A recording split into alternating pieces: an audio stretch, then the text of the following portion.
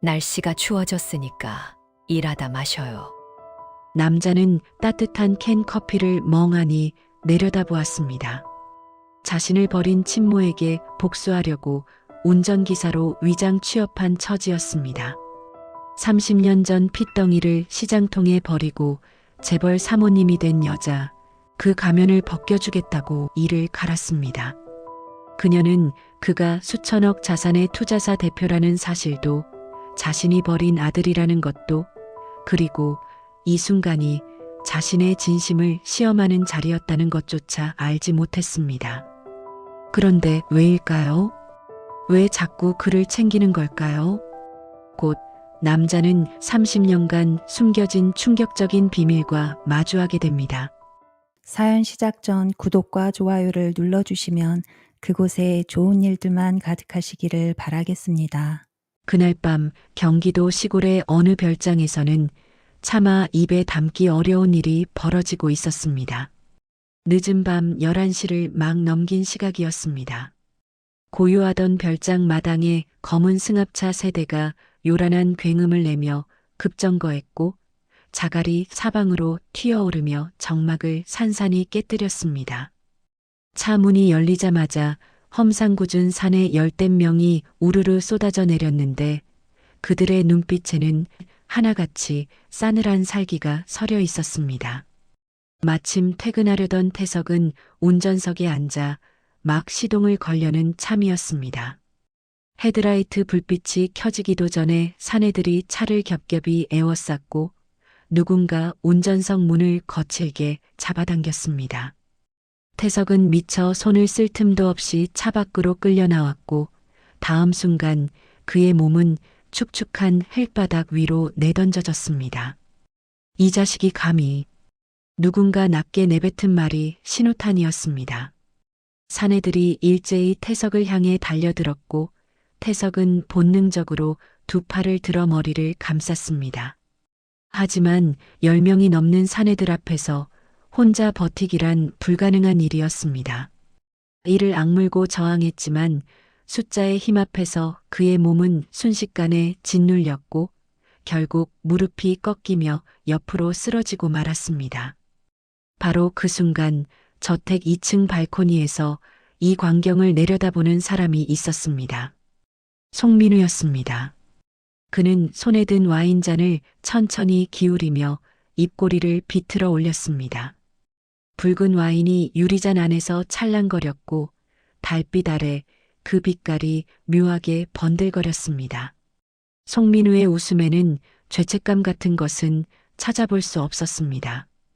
오직 오랫동안 삼켜왔던 열등감이 비틀린 쾌감으로 바뀌어 그의 얼굴에 퍼지고 있을 뿐이었습니다. 아버지가 그토록 신임하던 기사놈이 저렇게 무력하게 쓰러지는 광경이 그에게는 세상에서 가장 달콤한 장면이었습니다. 제대로 해. 송민우가 중얼거렸습니다. 아래에서는 들리지 않을 작은 목소리였지만 그의 눈빛만큼은 어둠 속에서도 또렷하게 빛나고 있었습니다. 그때였습니다. 저택 1층 현관문이 벌컥 열리더니 맨발의 여인 하나가 사색이 된 얼굴로 뛰쳐나왔습니다. 황금자였습니다. 실내복 차림 그대로 신발조차 신지 않은 채 그녀는 마당을 가로질러 달려왔습니다. 차가운 자갈이 맨발을 찔렀지만 그녀는 아랑곳하지 않았습니다. 오로지 저 마당에서 벌어지는 일만이 그녀의 시야에 들어왔습니다. 그만둬요. 황금자의 외침이 밤하늘을 찢었습니다. 하지만 사내들은 아랑곳하지 않았습니다. 여전히 쓰러진 태석 주변을 에워싸고 있었고, 그 사이로 둔탁한 소리가 간간히 흘러나왔습니다. 순간 황금자는 자신도 모르게 몸을 날렸습니다. 쓰러진 태석의 몸 위로 자신의 온몸을 던져 덮은 것입니다. 사내들의 손이 허공에서 멈칫했고 그들의 눈이 휘둥그레졌습니다. 사모님이 왜 여기서 이러고 계신 건지 그들은 당혹감을 감추지 못했습니다. 뭐해, 비켜. 2층 발코니에서 송민우의 날카로운 목소리가 떨어졌습니다. 그는 손가락으로 아래를 가리키며 짜증스럽게 수신호를 보냈습니다. 사내들은 잠시 망설이다가 결국 황금자의 팔을 붙잡아 태석에게서 억지로 떼어내기 시작했습니다. 나요, 이것 좀 나요. 황금자가 발버둥 쳤지만 소용없었습니다. 거친 손들이 그녀의 팔을 붙들어 잡아당겼고 그 과정에서 흙바닥에 엎드려 있던 태석의 셔츠 등덜미가 길게 찢겨 나갔습니다. 천이 갈라지는 소리가 유난히 크게 들렸고 그 틈새로 무언가가 드러났습니다. 태석의 왼쪽 날개뼈 아래 선명하게 새겨진 초승달 모양의 붉은 반점. 황금자의 눈동자가 크게 떨렸습니다. 세상의 모든 소리가 사라진 것처럼 그녀의 귀에는 아무것도 들리지 않았습니다. 오직 저 반점만이 30년 전 품에서 놓아야 했던 핏덩이의 등에 있던 바로 그 모양만이 그녀의 시야를 가득 채웠습니다. 숨이 멎는 것 같았습니다. 심장이 멈추는 것 같았습니다. 발버둥 치던 팔다리에서 힘이 스르르 빠져나갔고 황금자는 그 자리에 얼어붙고 말았습니다. 세월이 흘러도 변하지 않는 것이 있다면 그것은 바로 핏줄에 새겨진 표식이었습니다. 이 사람이, 이 남자가 설마. 머릿속이 하얗게 비어버렸습니다.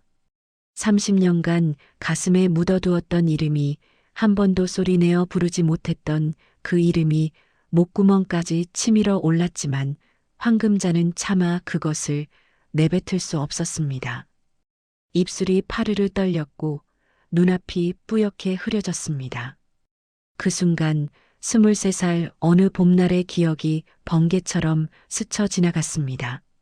갓난아기를 품에 안고 시장통 골목을 헤매던 날 아기의 등에서 발견한 초승달 반점을 보며 울먹였던 날, 그리고 그 아이를 낯선 여인의 품에 넘기며 다시는 찾지 않겠다고 맹세해야 했던 날. 그 모든 기억이 한꺼번에 밀려왔습니다. 송민우가 1층으로 내려왔습니다. 그는 바닥에 널브러진 태석을 내려다보더니 사내들에게 냉정하게 지시했습니다. 차에 태워. 오늘 밤 안으로 깔끔하게 처리해. 황금자의 입술이 파르르 떨렸습니다. 지금 저 남자가 내 아들이라고 제발 손 떼지 말라고 소리치고 싶었습니다. 하지만 그녀는 두 손으로 자신의 입을 꽉 틀어막아야 했습니다. 여기서 진실이 드러나면 아들은 이 자리에서 끝장이 날 것이기 때문이었습니다. 손톱이 뺨을 파고들 만큼 세게 틀어막았지만 떨림은 멈추지 않았습니다. 사내들이 의식을 잃은 태석을 들어 승합차 뒷좌석에 실었습니다. 철컹 문이 닫히는 소리가 유난히 무겁게 울렸습니다. 그 소리가 황금자의 가슴에 대못처럼 박혀들었습니다. 엔진 소리가 다시 굉음을 내더니 세 대의 승합차가 어둠 속으로 빠르게 사라져갔습니다. 붉은 후미등이 점점 작아졌습니다. 황금자의 눈에서는 눈물이 쉼없이 흘러내렸지만 그녀는 끝내 손을 떼지 못했습니다. 저 차가 완전히 사라질 때까지 그녀는 자신의 입을 틀어막은 채 그 자리에 서 있었습니다. 후미등이 어둠에 삼켜지고 나서야 황금자는 그 자리에 무릎을 꿇었습니다. 차가운 흙바닥 위에 아들이 쓰러져 있던 바로 그 자리 위에 그대로 주저앉았습니다.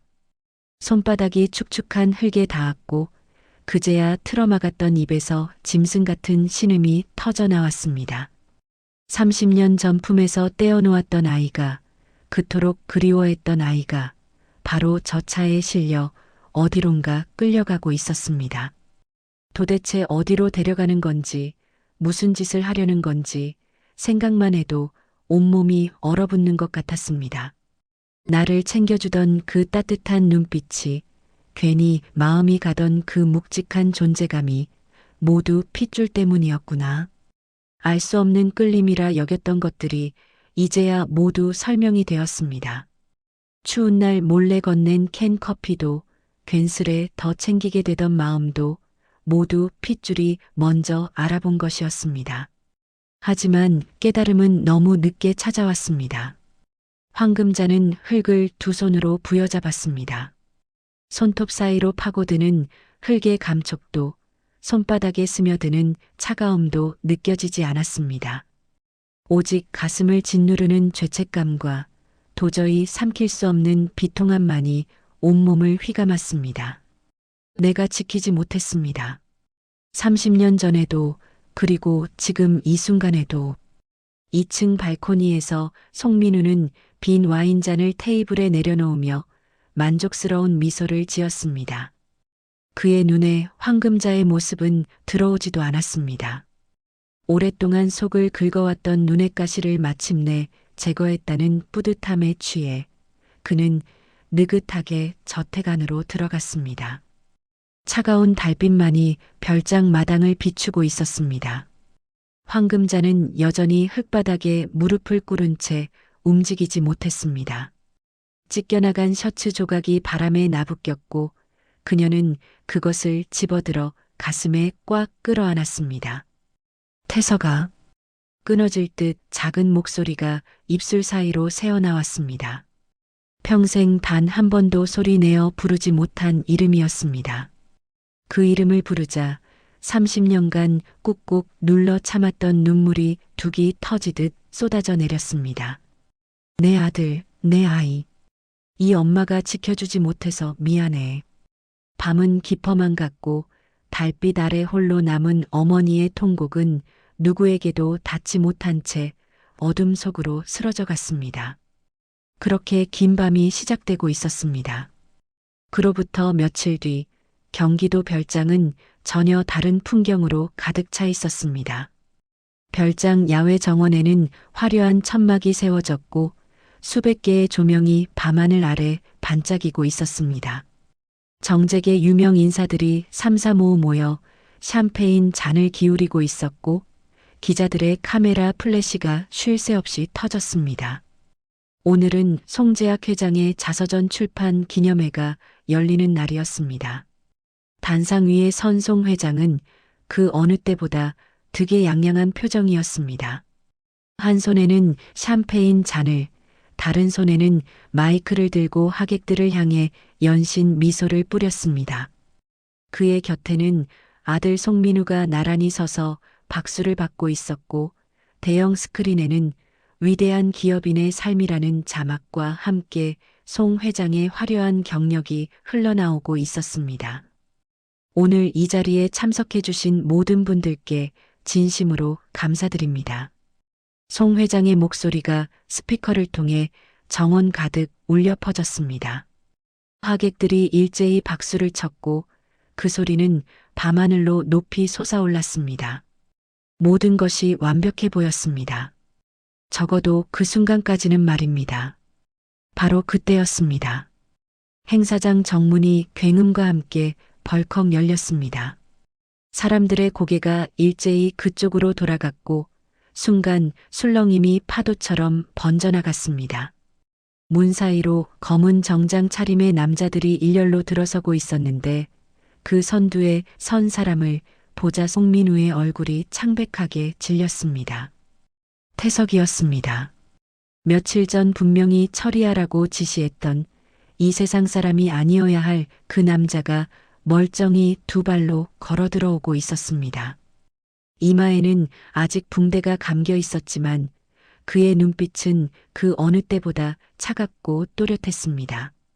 그리고 그의 뒤로는 수십 명의 검찰 수사관들이 행사장을 겹겹이 에워싸고 있었습니다. 저 자식이. 송민우의 입에서 경악 섞인 신음이 흘러나왔습니다.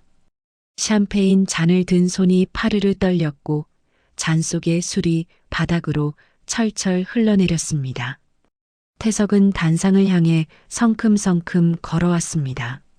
하객들이 양옆으로 물결처럼 갈라졌고 그가 지나가는 자리에는 싸늘한 침묵만이 내려앉았습니다.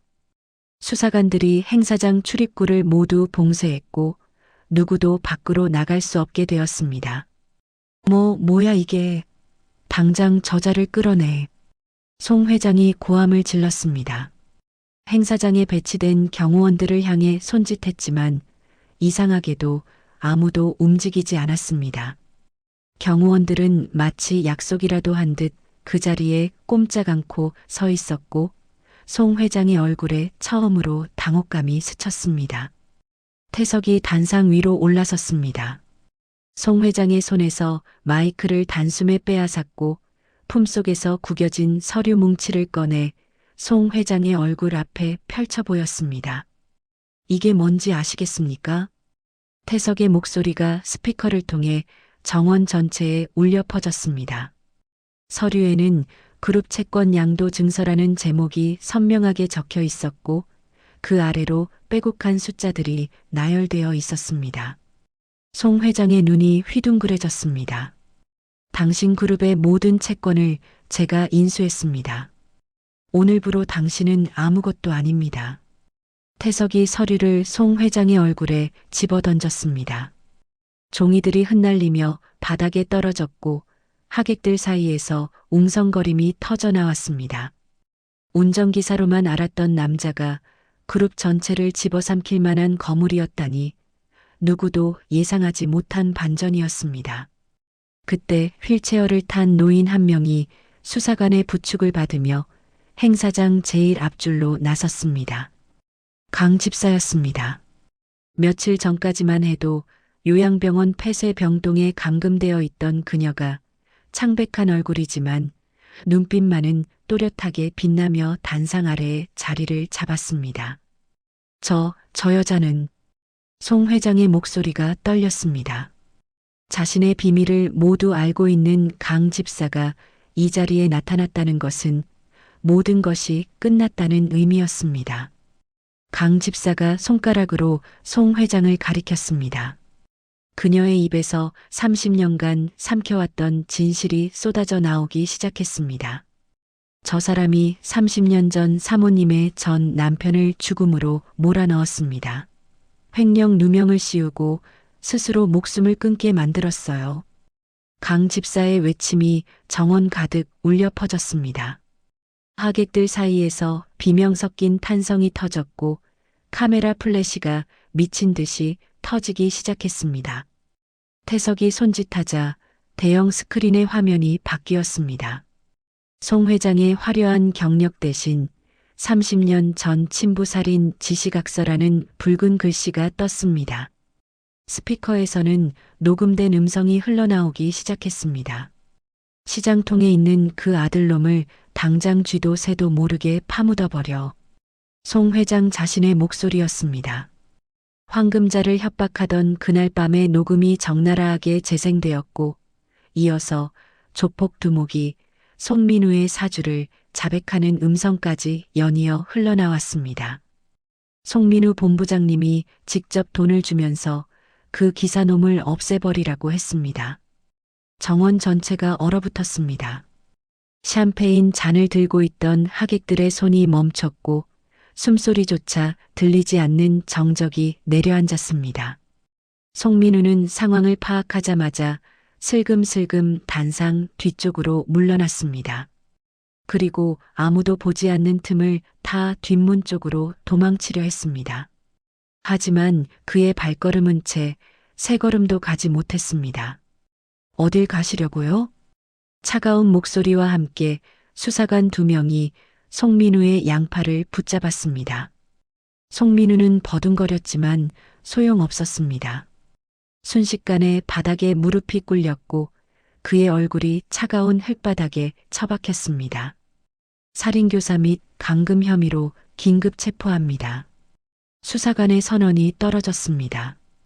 은색 수갑이 송민우의 손목에 채워졌고 그는 짐승처럼 발버둥 치며 소리를 질렀습니다. 나를 누구로 보고 이게 무슨 짓이야? 하지만 그의 외침에 귀 기울이는 사람은 아무도 없었습니다. 단상 위의 송 회장도 더 이상 버틸 수 없었습니다. 수사관 2명이 그의 양팔을 꺾어 잡았고 그의 손목에도 차가운 수갑이 채워졌습니다.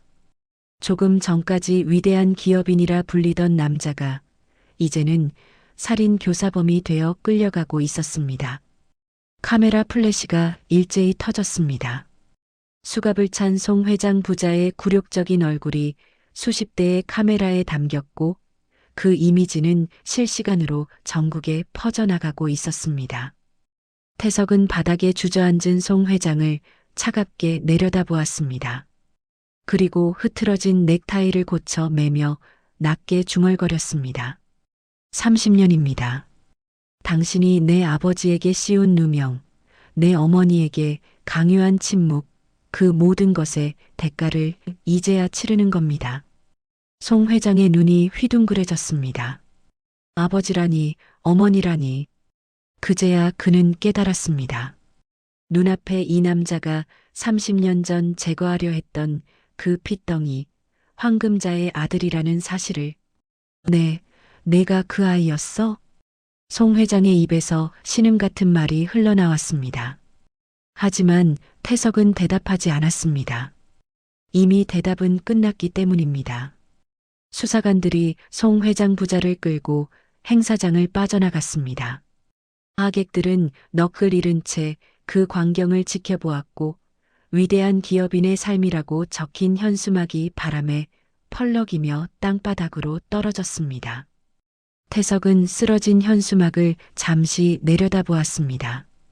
그리고 몸을 돌려 저택 안쪽으로 향했습니다. 아직 해야 할 일이 남아 있었습니다. 지하실에 갇혀 있을 어머니를 구해야 했습니다.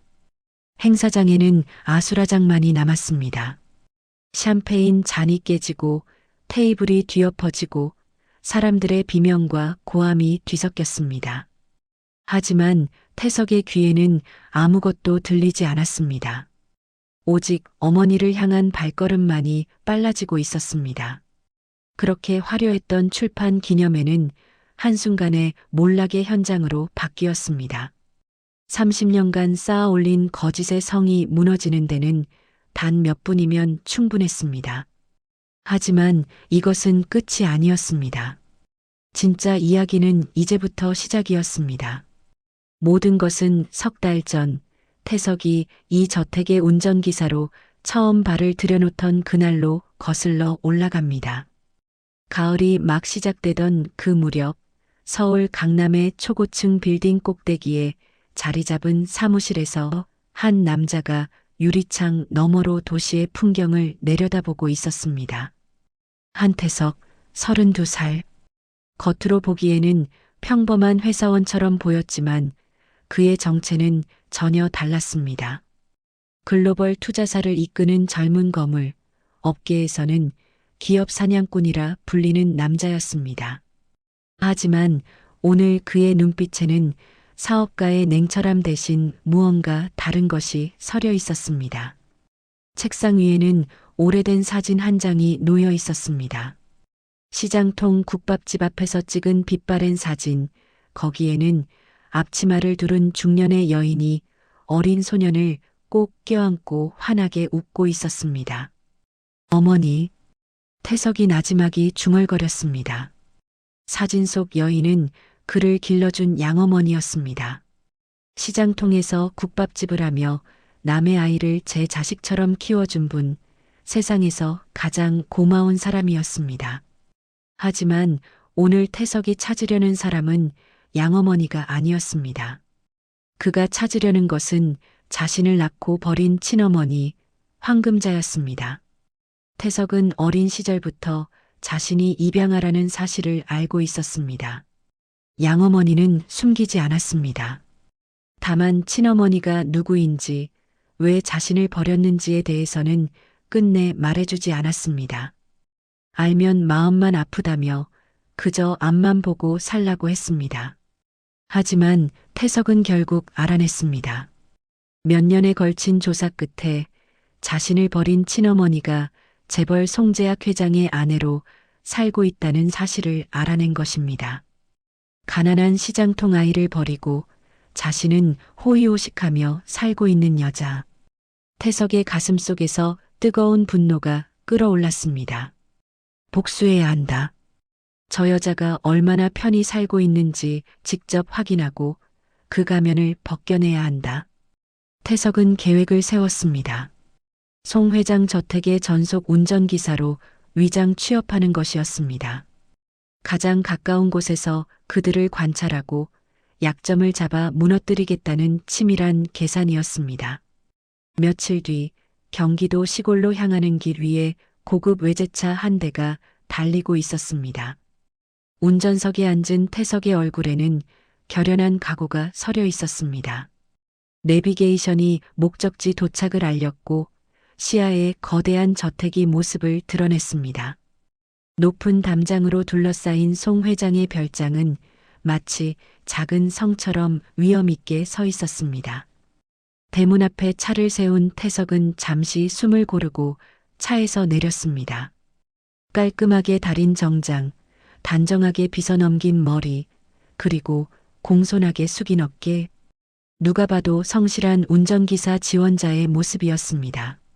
저택 안으로 들어서자 고급스러운 인테리어가 눈에 들어왔습니다. 반질반질 광이 나는 대리석 바닥, 천장에서 내려오는 크리스탈 샹들리에, 벽을 장식한 값비싼 그림지. 태석은 속으로 비웃음을 삼켰습니다. 이 화려함 뒤에 숨겨진 추악한 진실을 끄집어내겠다고 다짐하면서 면접은 작은 응접실에서 진행되었습니다. 맞은편에 앉은 사람은 강 집사라는 60대 여인이었습니다.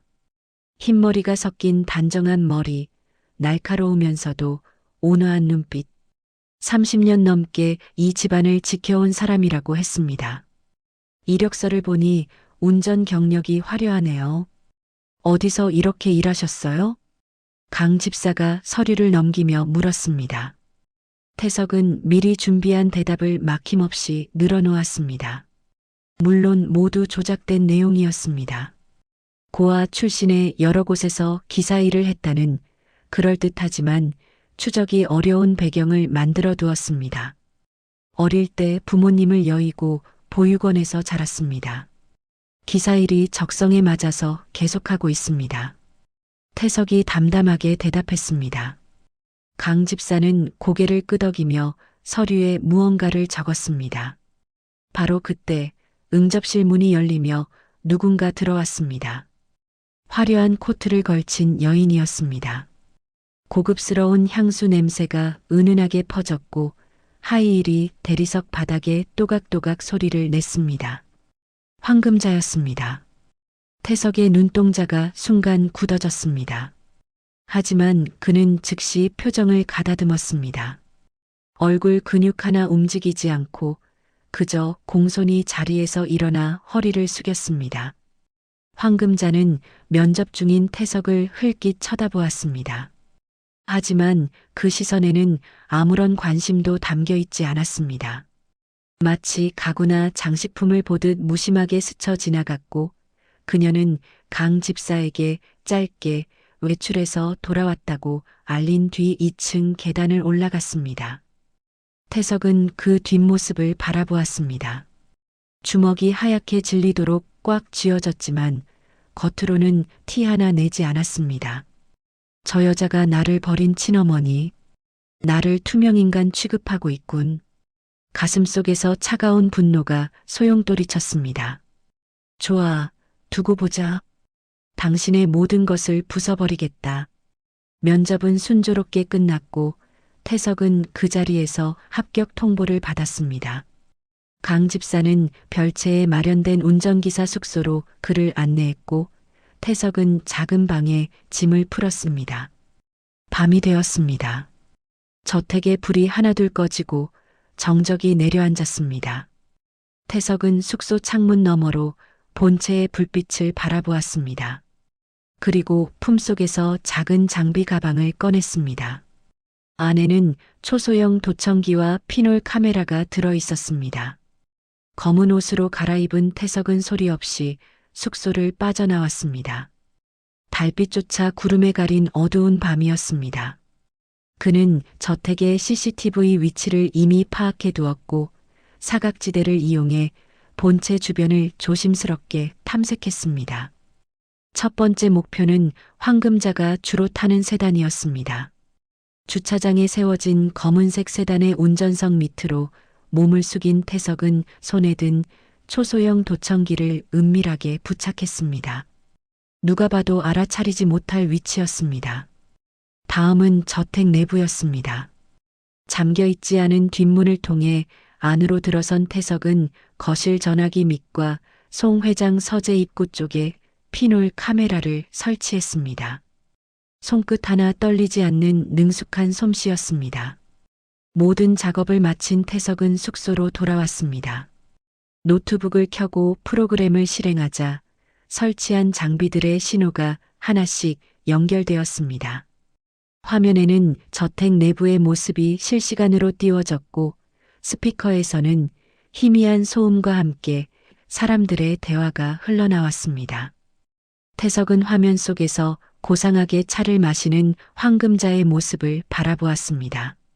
그녀는 찻잔을 들어 입술에 가져가면서 창밖 풍경을 물끄러미 바라보고 있었습니다. 그 모습이 너무나 평화로워 보여서 태석은 오히려 더 화가 났습니다. 당신이 저렇게 평온하게 살고 있는 동안 나는 시장 바닥에서 얼마나 힘들게 자랐는지 아느냐? 버림받은 아이가 어떤 눈초리를 받으며 컸는지 아느냐?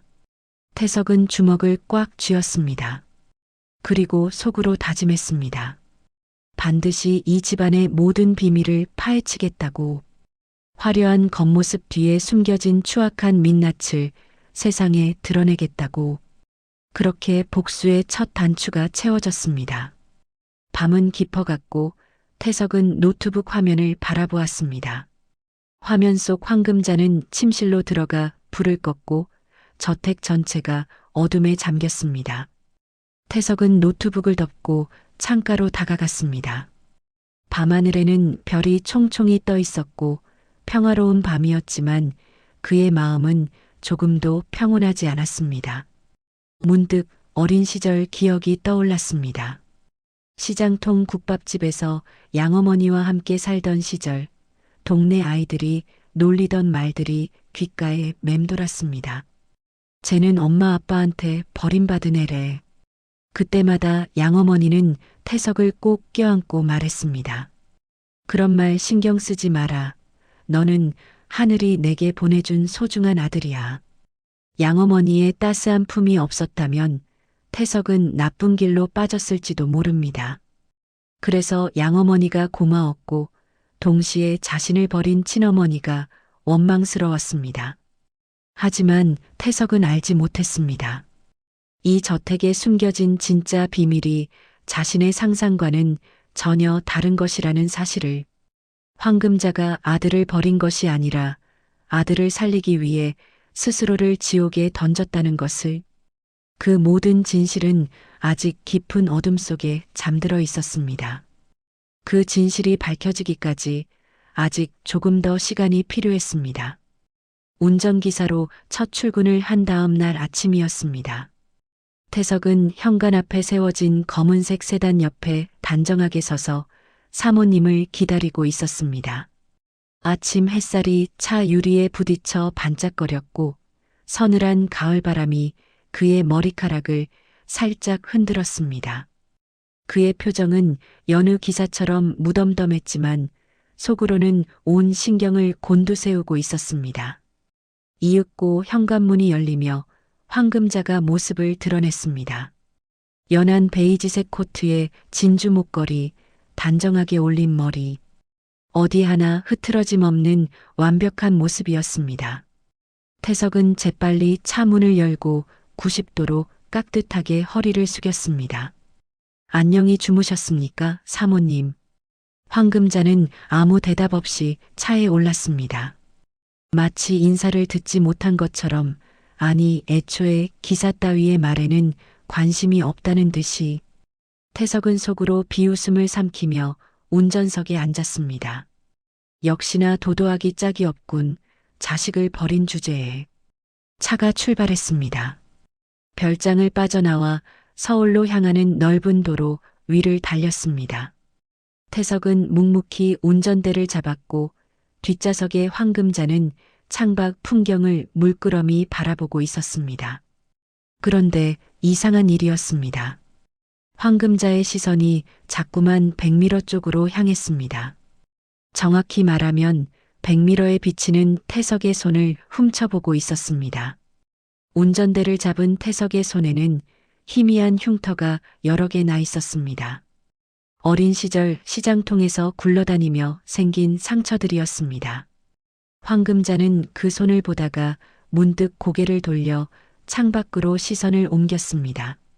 그녀의 눈빛이 잠깐 흔들리는 것 같았지만 태석은 그것을 알아차리지 못했습니다. 주행 중 대기 신호가 걸렸습니다. 빨간 불 앞에 멈춰선 태석은 무의식적으로 손가락으로 운전대를 톡톡 두드렸습니다. 어린 시절부터 가진 버릇이었습니다. 긴장하거나 생각에 잠길 때면 늘 그렇게 손가락을 두드리곤 했습니다. 황금자의 눈이 순간 커졌습니다. 저 손가락 두드리는 버릇 어디서 많이 본 것 같은데. 그녀의 머릿속에 30년 전의 기억이 스쳐 지나갔습니다. 억울하게 세상을 떠난 전 남편도 똑같은 버릇이 있었습니다. 생각에 잠길 때면 늘 손가락으로 무언가를 톡톡 두드리곤 했지요. 설마 아니겠지. 황금자는 고개를 저으며 다시 창밖으로 시선을 돌렸습니다. 그저 우연의 일치일 거라고 그렇게 생각하려 애썼습니다. 서울 도심에 도착했습니다. 그룹 본사 건물 앞에 차가 멈추자 로비에서 누군가 성큼성큼 걸어 나왔습니다. 송민우였습니다. 명품 양복에 번들거리는 구두, 한눈에 봐도 돈을 물쓰듯 한 차림새였습니다. 송민우는 황금자에게 형식적인 인사를 건넨 뒤 시선을 태석에게 돌렸습니다. 그의 눈빛이 싸늘하게 빛났습니다. 새로 온 기사라며? 태석이 공손히 허리를 숙였습니다. 예, 어제부터 근무하게 된 한태석입니다. 송민우는 대답도 하지 않고 태석의 구두 끝을 뚫어지게 쳐다보았습니다. 그러더니 느닷없이 자신의 구두발로 태석의 구두를 짓밟았습니다. 반짝반짝 광을 낸 구두 위에 시커먼 발자국이 남았습니다. 구두꼴이 그게 뭐야? 사모님 모시는 기사가 이렇게 허름해서야 되겠어? 송민우가 코웃음을 치며 지갑에서 5만 원짜리 지폐 몇 장을 꺼냈습니다. 그리고 그것을 태석의 발 아래 바닥에 흩뿌렸습니다. 이걸로 구두나 새로 사. 그 꼴로 우리 집안 차 운전하지 말고. 태석의 주먹이 꽉 쥐어졌습니다. 하지만 그는 표정 하나 변하지 않았습니다. 천천히 허리를 굽혀 바닥에 떨어진 돈을 한 장 한 장 주워 주머니에 넣었습니다. 굴욕이었지만 지금은 참아야 할 때라는 것을 그는 알고 있었습니다. 그 광경을 지켜보던 황금자의 눈썹이 미세하게 움직였습니다. 무언가 말하려는 듯 입술이 달싹거렸지만 결국 아무 말도 하지 않았습니다. 바로 그때 건물 안쪽에서 송 회장이 나타났습니다. 비서들을 대동하고 위풍당당하게 걸어 나온 그는 아들 송민우를 보자마자 인상을 구겼습니다. 민우야, 또 무슨 짓거리냐? 송 회장이 다가오더니 송민우의 정강이를 발로 걷어찼습니다. 기사 괴롭힐 시간에 내 할 일이나 똑바로 해. 기사보다 못한 놈이. 송민우의 얼굴이 불그락푸르락해졌습니다. 하객들과 직원들이 오가는 로비 한복판에서 아버지에게 이런 수모를 당하다니. 그의 손이 부들부들 떨렸지만 아버지 앞에서는 감히 대들지 못했습니다. 송 회장은 아들을 완전히 무시한 채 태석에게로 다가왔습니다. 그리고 품속에서 서류 봉투 하나를 꺼내 태석의 손에 직접 건넸습니다. 자네가 새로 온 기사지? 이거 오늘 중으로 이 주소에 전달해. 중요한 거니까 확실하게. 태석이 공손히 봉투를 받았습니다. 네, 회장님. 반드시 전달하겠습니다. 송 회장은 만족스럽게 고개를 끄덕이고는 건물 안으로 들어갔습니다. 뒤에 남은 송민우는 이를 악물며 태석의 뒷모습을 노려보았습니다. 기사놈이 아버지한테 직접 심부름을 받아? 그 눈빛에는 도끼가 가득했습니다. 그날 오후 별장으로 돌아온 태석은 마당에서 세차를 하고 있었습니다. 호스에서 물이 콸콸 쏟아졌고 거품을 낸 스펀지로 차체를 정성껏 닦았습니다. 그때 누군가 다가오는 인기척이 느껴졌습니다. 고개를 들어보니 황금자였습니다. 그녀는 주변을 두리번거리며 조심스럽게 태석에게 다가왔습니다. 이거, 황금자가 손에 든 것을 태석의 손에 쓱 밀어 넣었습니다. 따뜻한 캔 커피 하나였습니다. 날이 추워졌으니까 일하다 마셔요. 그 말만 남기고 황금자는 마치 도망치듯 저택 안으로 들어갔습니다. 뒷모습이 어쩐지 허둥대는 것 같았습니다. 태석은 손에 들린 캔 커피를 멍하니 내려다보았습니다. 따스한 온기가 손바닥으로 전해졌습니다. 왜 이런 걸 주는 거지? 기사한테 관심도 없는 척하더니 그는 캔 커피를 쓰레기통에 던져버리려다가 문득 손이 멈췄습니다. 왜인지 모르게 그렇게 하면 안 될 것 같은 느낌이 들었습니다. 결국 그는 캔 커피를 꽉 쥔 채 한참을 서 있었습니다. 저택 2층 창문에서 강 집사가 이 광경을 지켜보고 있었습니다. 그녀의 입가에 의미심장한 미소가 번졌습니다. 사모님이 저 기사에게 각별히 신경을 쓰는 이유, 강 집사는 그 누구보다 잘 알고 있었습니다. 30년 전 강 집사는 갓 20을 넘긴 황금자가 핏덩이를 품에 안고 이 집에 들어오던 날을 똑똑히 기억합니다. 송 회장의 협박에 못 이겨 아이를 남의 손에 넘기던 날 황금자가 얼마나 처절하게 울었는지도요. 핏줄이란 참 무서운 것이지요. 아무리 세월이 흘러도 아무리 모른 척해도 결국 서로를 알아보게 되어 있으니까요. 강 집사는 조용히 커튼을 내리며 깊은 한숨을 내쉬었습니다. 이 집안에 감춰진 30년의 비밀이 곧 깨어날 것 같은 불길한 예감이 들었습니다. 저 젊은 기사가 누군지 강 집사는 이미 직감하고 있었습니다. 사모님의 등에서 핀 초승달 반점, 그 똑같은 반점을 가진 핏덩이가 30년이 지나 이 집으로 돌아온 것입니다. 그런데 왜 돌아왔을까요? 어떤 마음으로 이 집의 문을 두드렸을까요? 강 집사의 마음 한구석이 무겁게 가라앉았습니다. 한편 송민우는 자신의 방에서 이를 바드득 갈고 있었습니다. 아버지에게 당한 굴욕이 쉽게 가시지 않았습니다. 운전대나 잡는 놈에게 밀렸다는 사실이 자존심을 갈기갈기 찢어놓았습니다. 책상 위에 놓인 위스키를 벌컥벌컥 들이키며 송민우는 어릴 적 기억을 떠올렸습니다. 아버지는 단 한 번도 자신을 인정해 준 적이 없었습니다. 늘 못난 자식이라 불렀고 회사에서 무슨 일만 생기면 전부 송민우 탓으로 돌렸습니다. 그래도 나는 유일한 아들인데, 유일한 후계자인데. 송민우는 빈 잔을 테이블에 내리쳤습니다. 그런데 오늘 그 기사놈, 아버지가 직접 심부름을 맡겼습니다. 고작 기사한테 중요한 서류를 맡기다니, 그것도 아들인 자신은 무시한 채. 도저히 참을 수 없는 모욕이었습니다. 두고 봐, 한태석. 내가 뭔지 반드시 밝혀내고 말 테니까. 송민우의 중얼거림이 어둠 속으로 스며들었습니다. 복수심에 불타는 두 남자, 그들 사이에 낀 황금자. 운명의 톱니바퀴가 서서히 맞물려 돌아가기 시작했습니다. 며칠이 지났습니다.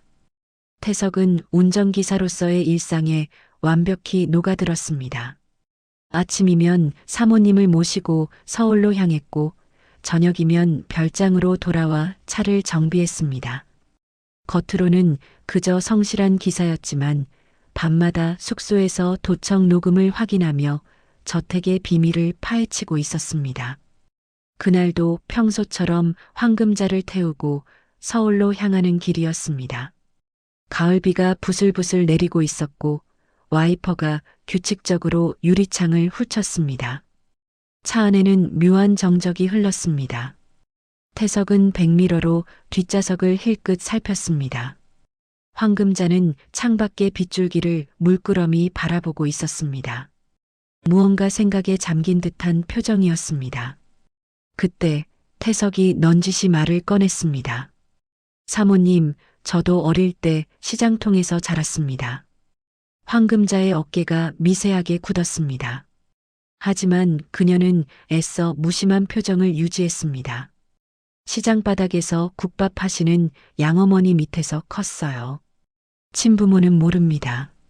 태석의 목소리는 담담했지만 그 속에는 날카로운 가시가 숨어 있었습니다.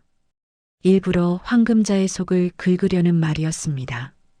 자신을 버린 어머니가 어떤 반응을 보이는지 확인하고 싶었습니다. 황금자는 아무 대답도 하지 않았습니다. 다만 무릎 위에 놓인 핸드백 손잡이를 꽉 움켜쥐었습니다. 손가락 마디가 하얗게 질릴 정도로요. 그녀의 눈빛이 순간 흔들렸지만 태석은 운전에 집중하느라 그것을 보지 못했습니다. 시장통, 양어머니, 친부모를 모른다. 그 단어들이 황금자의 가슴에 비수처럼 꽂혔습니다. 설마, 정말 설마. 하지만 그녀는 끝내 아무 말도 하지 못했습니다. 그날 밤이었습니다. 태석은 숙소에서 노트북을 열고 그날 녹음된 도청 파일을 확인하고 있었습니다. 대부분은 의미 없는 일상 대화였지만 밤 9시쯤 녹음된 파일에서 그의 손이 멈췄습니다. 송 회장의 서재에서 녹음된 소리였습니다. 둔탁한 파열음과 함께 누군가의 비명 같은 신음이 들렸습니다.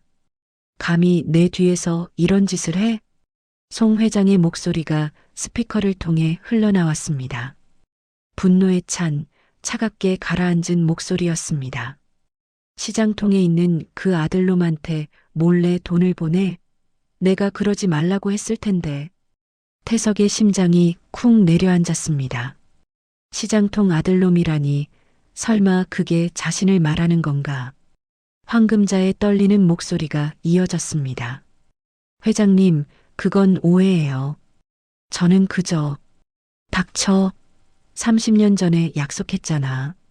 그 아이한테 절대 손대지 않는 대신 넌 평생 내 말을 들어야 한다고.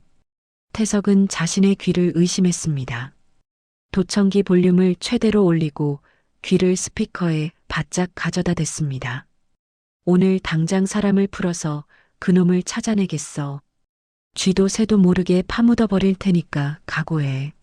송 회장의 협박에 황금자의 울음소리가 터져나왔습니다.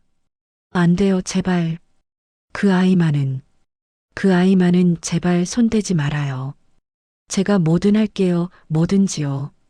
녹음은 거기서 끝났습니다. 태석은 노트북 앞에 얼어붙은 채 한참을 움직이지 못했습니다. 머릿속이 뒤죽박죽이 되었습니다. 황금자가 몰래 돈을 보냈다고? 송 회장이 자신을 없애버리겠다고 협박했다고? 도대체 무슨 일이 벌어지고 있는 건가? 대체 뭐야, 이게? 태석이 혼란스러운 표정으로 중얼거릴 때 숙소 문을 두드리는 소리가 들렸습니다. 조심스럽게 문을 열자 어둠 속에서 강 집사의 얼굴이 나타났습니다. 나와봐요, 태석 씨. 할 이야기가 있어요. 강 집사는 태석을 저택 뒤편의 으슥한 정원으로 데려갔습니다. 달빛조차 닿지 않는 어두운 곳이었습니다. 오늘 도청 내용 들었지요? 태석의 눈이 커졌습니다. 강 집사가 자신의 비밀을 알고 있었다니. 놀라지 말아요. 나도 이 집안의 비밀을 30년째 지켜온 사람이니까. 강 집사는 품속에서 작은 열쇠 하나를 꺼냈습니다. 낡고 녹슨 열쇠하지만 분명 중요한 것임이 틀림없어 보였습니다. 이건 회장님 서재 금고의 마스터키예요. 거기 가면 당신이 찾는 진실이 있을 거예요. 태석은 열쇠를 받아들며 물었습니다. 왜 저를 돕는 겁니까? 저를 믿을 이유가 없을 텐데. 강 집사는 쓸쓸하게 웃었습니다. 사모님은 당신을 버린 게 아니에요. 살리기 위해서 보낸 거예요. 30년 전 아들의 목숨을 살리는 대가로 악마와 거래를 한 거지요. 강 집사의 말에 태석의 온몸이 굳어버렸습니다. 그게 무슨... 직접 확인해 봐요. 금고 안에 모든 답이 있으니까. 강 집사는 그 말만 남기고 어둠 속으로 사라졌습니다. 그날 밤 새벽 2시 태석은 검은 옷으로 갈아입고 본체로 향했습니다. 심장이 미친 듯이 뛰었지만 발걸음을 멈출 수 없었습니다. CCTV 사각지대를 이용해 서재까지 도달한 그는 강 집사에게 받은 마스터키로 문을 열었습니다. 서재 안쪽 벽난로 뒤에 숨겨진 대형 금고. 태석은 청진기를 꺼내 다이얼에 대고 미세한 소리를 추적했습니다. 몇 분간의 긴장된 작업 끝에 딸깍하는 소리와 함께 금고 문이 열렸습니다. 금고 안에는 수많은 서류와 장부가 가득했습니다. 태석은 그것들을 하나하나 뒤지기 시작했습니다.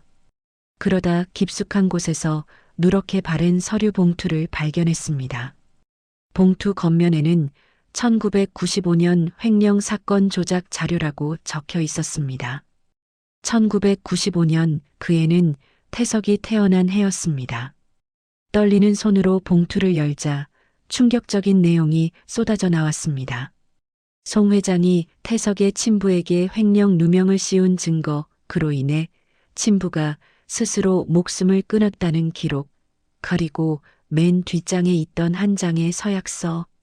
나 황금자는 아들의 목숨을 살리는 대가로 평생 아들을 찾지 않을 것이며 송재학의 뜻에 따를 것을 맹세합니다. 서약서 아래에는 핏자국처럼 붉게 찍힌 황금자의 지장이 선명하게 남아 있었습니다. 태석의 눈앞이 흐려졌습니다. 서류를 쥔 손이 부들부들 떨렸습니다.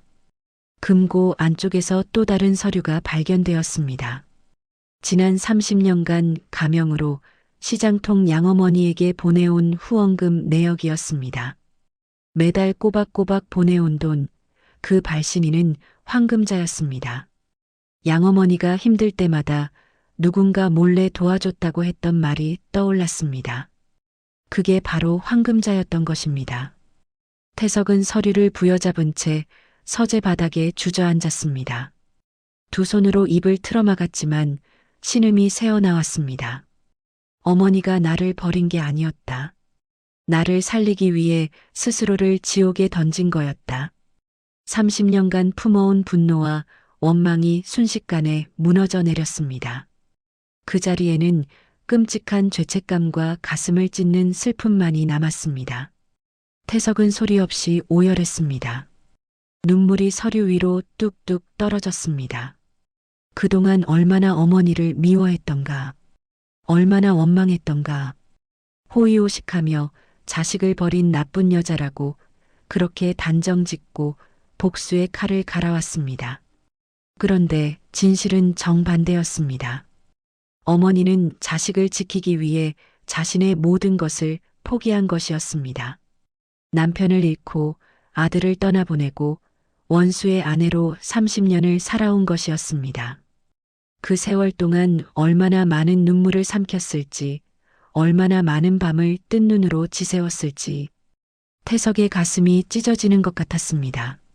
한참 뒤 태석은 떨리는 손으로 서류를 스캔했습니다. 증거는 확보해야 했습니다. 그리고 모든 것을 원래대로 돌려놓고 조심스럽게 서재를 빠져나왔습니다. 숙소로 돌아온 태석은 창가에 서서 본체를 바라보았습니다. 황금자가 잠들어 있을 저 방을, 30년간 지옥 같은 삶을 견뎌온 어머니의 방을, 불이 꺼진 창문이 유난히 쓸쓸해 보였습니다. 그의 눈빛이 달라졌습니다. 분노의 대상이 완전히 바뀌었습니다. 송재학 회장, 당신이 진짜 원수였군요. 내 아버지를 죽이고 내 어머니를 평생 가두어 놓은 악마. 태석은 주먹을 꽉 쥐었습니다. 오직 복수심만이 온몸을 불태우고 있었습니다. 이제 복수의 칼날은 황금자가 아닌 송 회장을 향하게 되었습니다. 어머니를 구하고 아버지의 원한을 풀어드리겠습니다. 반드시 동이 트기 시작했습니다. 창문 너머로 붉은 햇살이 스며들었고 태석은 그 빛을 바라보며 새로운 결의를 다졌습니다. 오늘부터 진짜 싸움이 시작되는 것입니다. 진실을 알게 된 태석은 곧바로 행동에 나섰습니다. 그날 밤 태석은 숙소에서 노트북을 열고 자신이 운영하는 글로벌 투자사에 암호화된 메시지를 보냈습니다. 지시 내용은 간단했습니다. 송민우가 야심차게 추진 중인 신규 사업 프로젝트의 주요 투자자들에게 접근해 자금을 회수하라는 것이었습니다. 송민우는 아버지에게 인정받기 위해 대형 개발 프로젝트를 추진하고 있었습니다. 서울 외곽에 복합 쇼핑몰을 짓는 사업이었는데 이미 수백억 원이 투입된 상태였습니다. 하지만 자금의 상당 부분은 외부 투자에 의존하고 있었고 그 투자자들 중 다수가 바로 태석의 투자사와 연결되어 있었습니다. 며칠 뒤 송민우의 사무실로 연이어 전화가 걸려왔습니다. 투자자들이 하나둘씩 자금을 빼겠다고 통보해 온 것입니다. 무슨 소리야, 지금 계약서에 사인까지 했잖아.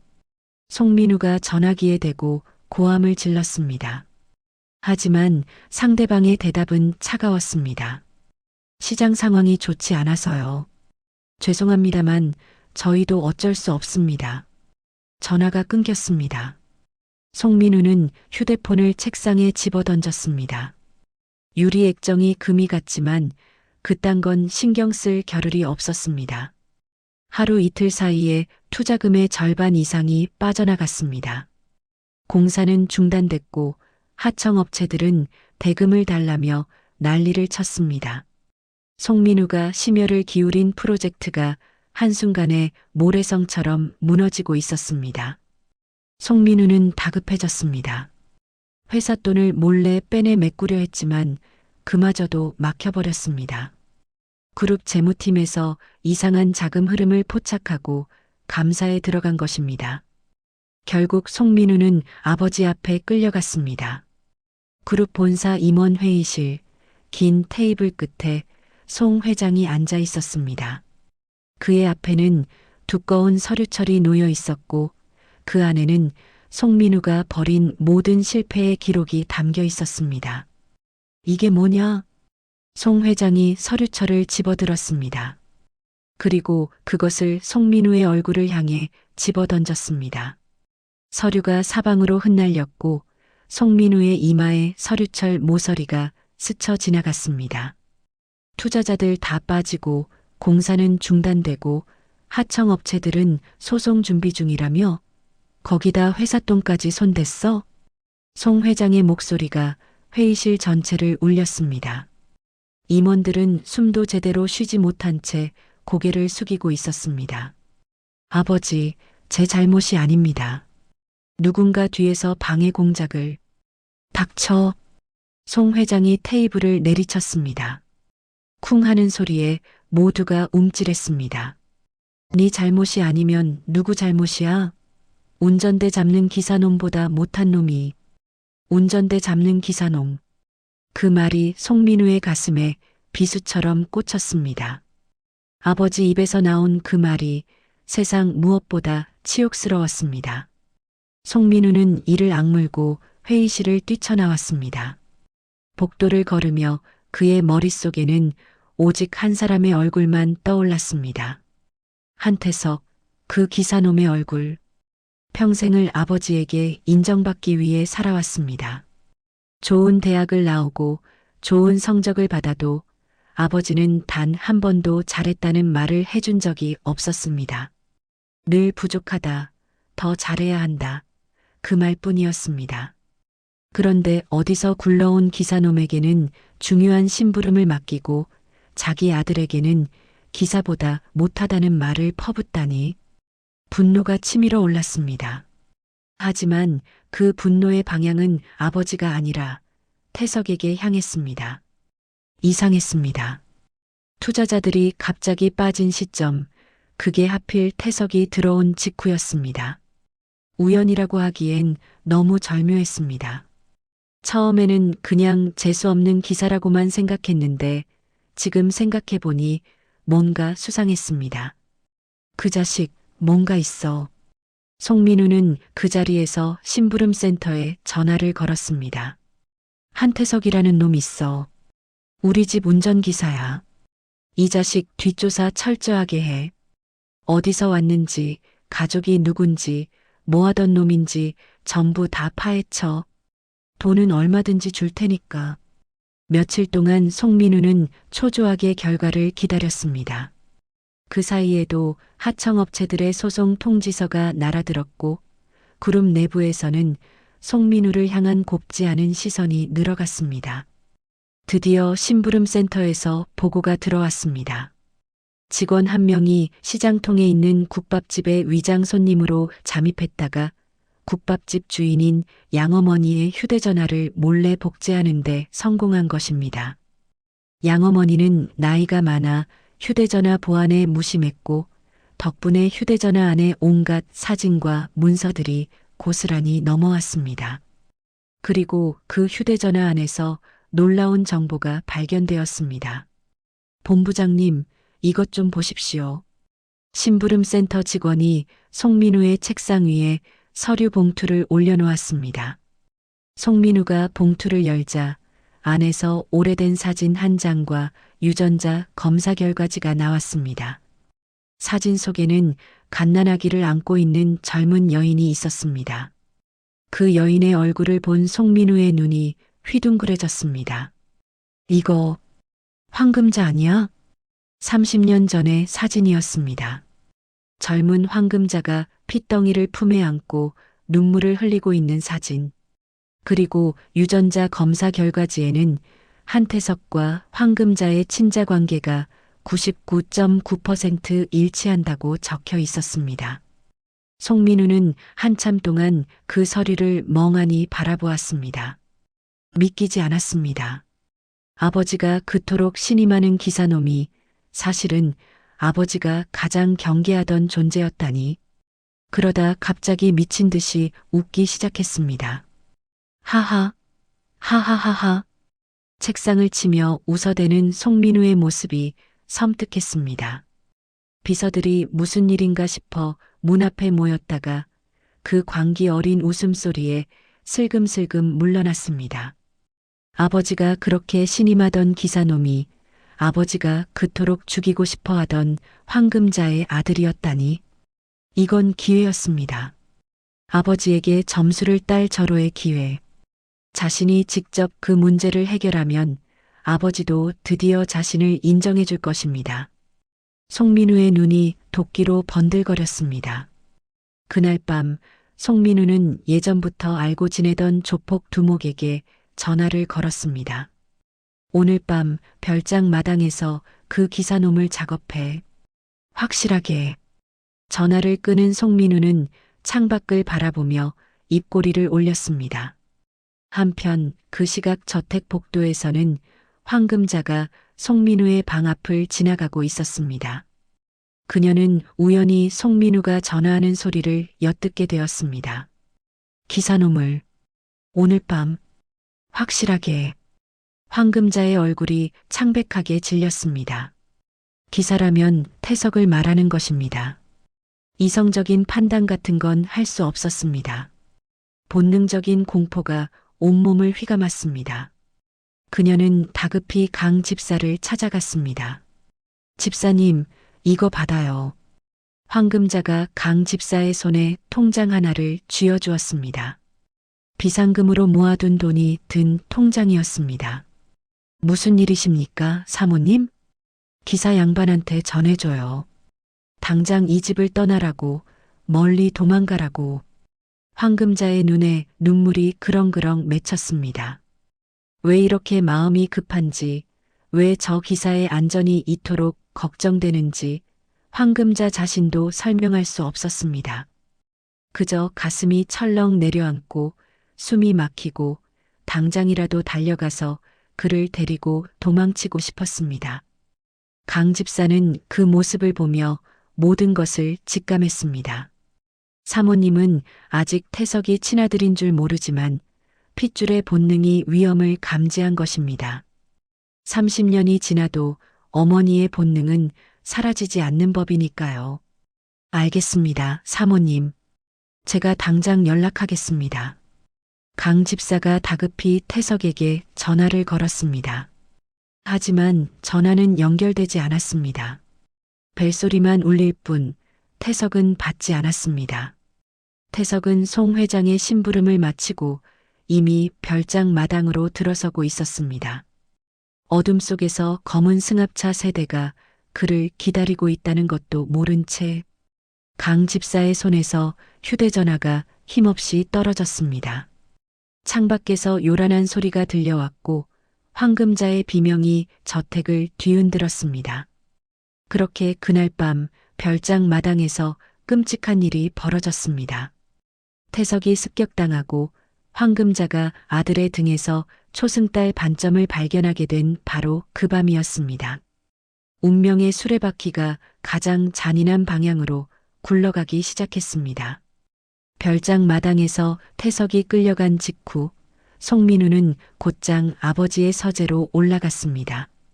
아버지, 드릴 말씀이 있습니다. 송민우가 서재 문을 열고 들어섰습니다. 송 회장은 책상에 앉아 서류를 검토하고 있었는데 아들의 들뜬 목소리에 고개를 들었습니다. 뭔데 이 밤에? 그 기사 말입니다. 한태석이요. 송민우가 품속에서 서류 봉투를 꺼내 아버지 앞에 내밀었습니다. 송 회장이 봉투를 열어 안의 내용물을 확인했습니다. 사진과 유전자 검사 결과지를 본 그의 얼굴이 순식간에 굳어졌습니다. 이게 사실이냐? 예, 확실합니다. 아버지가 그토록 신임하시던 기사가 바로 황금자의 아들입니다. 30년 전에 시장통에 버린 그 아이가 다 커서 우리 집에 기어들어온 겁니다. 송 회장의 손이 부들부들 떨렸습니다. 사진을 쥔 손에 힘이 들어가 종이가 구겨졌습니다. 그 여자가 감히 내 눈을 속이고 이런 짓을? 송 회장의 목소리가 낮게 가라앉았습니다. 분노를 억누르고 있지만 그 안에 담긴 살기는 숨길 수 없었습니다. 저도 방금 알았습니다. 그래서 일단 그 기사놈은 제가 처리해 두었습니다. 처리했다고? 예, 지금쯤 저수지 바닥에 가라앉고 있을 겁니다. 송민우가 자랑스럽게 대답했습니다. 드디어 아버지에게 인정받을 수 있을 거라는 기대에 가슴이 부풀었습니다. 하지만 송 회장의 반응은 예상과 달랐습니다. 그는 아무 말 없이 자리에서 벌떡 일어나더니 성큼성큼 걸어나갔습니다. 그 발걸음이 향한 곳은 황금자의 방이었습니다. 쾅! 송 회장이 황금자의 방문을 거칠게 열어젖혔습니다. 황금자는 침대 가장자리에 앉아 창밖을 바라보고 있었습니다. 아들이 끌려간 뒤로 그녀는 한 발짝도 움직이지 못했습니다. 당신이 어떻게 해? 송 회장이 황금자의 머리채를 움켜쥐었습니다. 황금자가 비명을 질렀지만 그의 소나기는 풀리지 않았습니다. 30년 전에 약속했지? 그 아이한테 절대 손대지 않겠다고. 그런데 감히 내 눈앞에 데려다 놓아? 무슨 말씀이세요? 저는 정말 몰랐어요. 황금자가 울부짖었습니다. 진심이었습니다. 태석이 기사로 들어왔을 때 그녀는 정말로 그가 자신의 아들인 줄 몰랐습니다. 단지 설명할 수 없는 끌림을 느꼈을 뿐이었습니다. 거짓말. 그놈을 기사로 끌어들인 게 당신 아니면 누구야? 송 회장이 황금자를 바닥에 내동댕이 쳤습니다.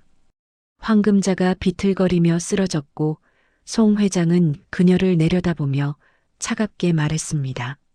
며칠 뒤에 내 출판 기념회가 있어. 그때까지 당신은 지하실에서 반성해. 안 돼요, 제발. 태석이는, 그 아이는 어떻게 된 거예요? 그 아들놈은 민우 손에 저수지 귀신이 됐어. 다신 못 볼 테니까 마음 편히 쉬어. 송 회장의 말에 황금자의 얼굴이 하얗게 질렸습니다. 세상이 무너지는 것 같았습니다. 겨우 찾은 아들이, 겨우 다시 만난 아들이 죽었다니. 안 돼. 안 돼. 황금자가 짐승처럼 울부짖었습니다. 하지만 송 회장은 아랑곳하지 않고 경호원들을 불러 그녀를 지하실로 끌고 가게 했습니다. 발버둥 치고 소리 질러도 소용없었습니다. 차가운 쇠문이 쾅 닫히고 황금자는 칠흑 같은 어둠 속에 갇혔습니다. 한편 그 시각 경기도 외곽의 어느 저수지, 검은 승합차가 으슥한 둑길에 멈춰 섰습니다. 사내들이 차에서 내려 뒷문을 열었습니다.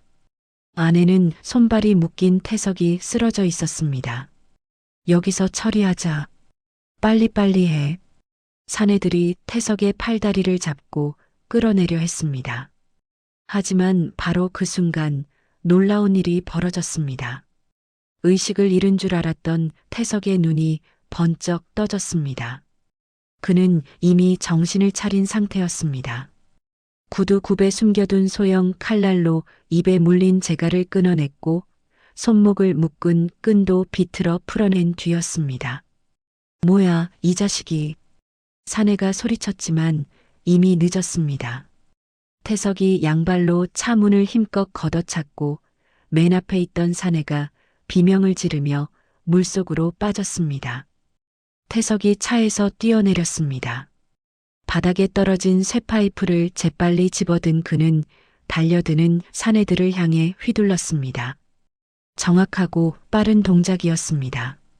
서너 번의 타격 끝에 사내들이 차례로 바닥에 쓰러졌습니다. 그때 어둠 속에서 차량 라이트가 켜졌습니다. 태석이 미리 위치 추적기로 대기시켜둔 사설 구출팀이었습니다. 검은 옷을 입은 팀원들이 차에서 내려 남은 사내들을 순식간에 제압했습니다. 사장님, 괜찮으십니까? 팀장이 다가와 태석을 부축했습니다. 태석의 얼굴에는 아직 마르지 않은 피가 묻어 있었고 옷은 흙투성이었습니다. 하지만 그의 눈빛만큼은 조금도 흔들리지 않았습니다. 괜찮아. 저놈 데려와. 태석이 쓰러진 조폭 두목을 가리켰습니다.